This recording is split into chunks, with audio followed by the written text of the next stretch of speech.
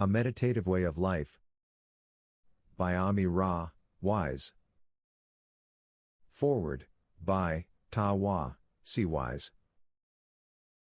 This is a Wise Values publication.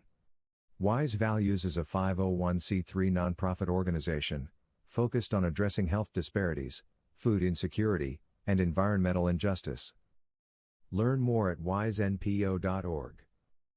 Chapter 5. A review of basic meditative practices.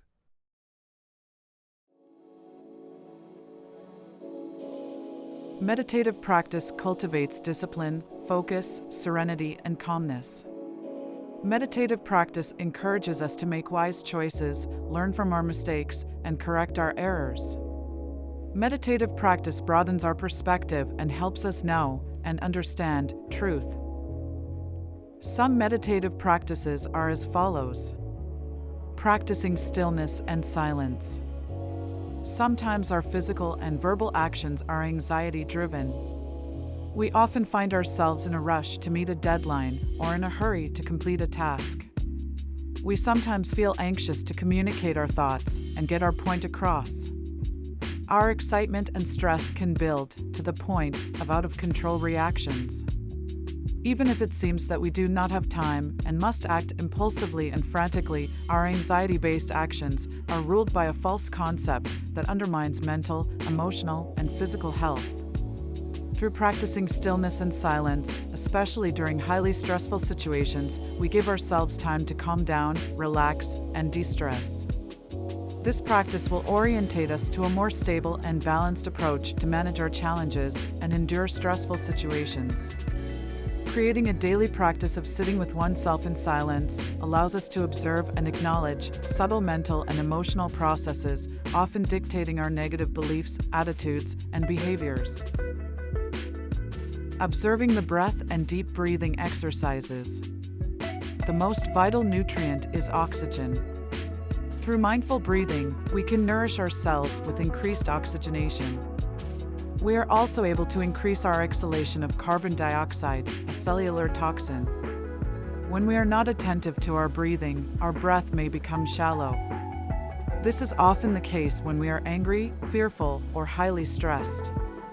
Taking time to slowly fill our lungs during the in-breath and empty our lungs with our out-breath is a primary holistic health practice of nurturing and detoxing the living cells.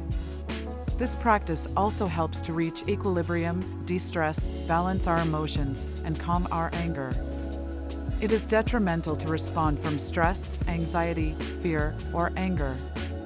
The outcome usually compounds our problems and worsens our living situation.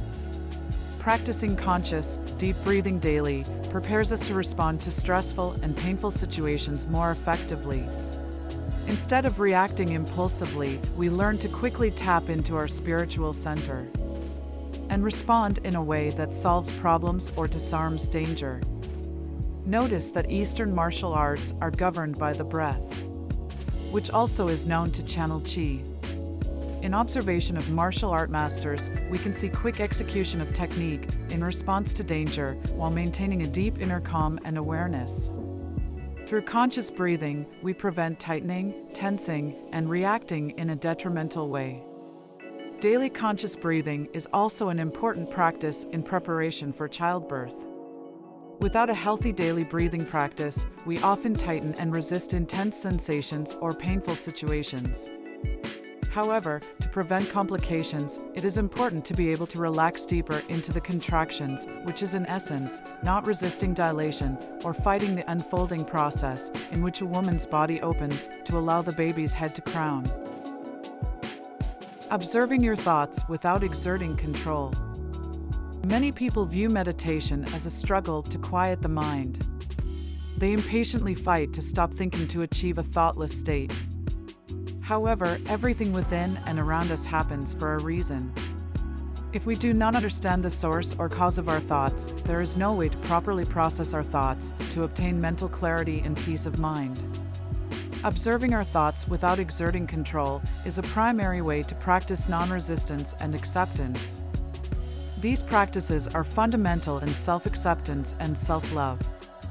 When we observe our thoughts from a place of acceptance, we can listen more deeply and even go beyond the thoughts to identify the tension, emotions, fears, and anxiety that stimulate our thoughts.